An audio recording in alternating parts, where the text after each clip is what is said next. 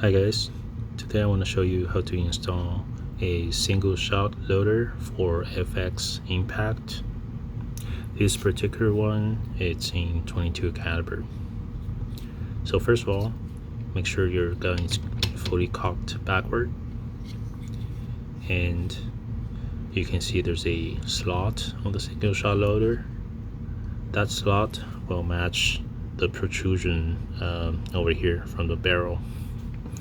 So just orient your single shot loader like this, and you push it upward all the way, and you're done.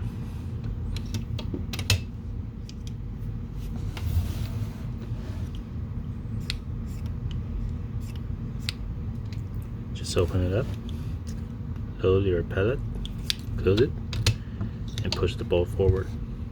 You should be ready to go. Thanks for watching.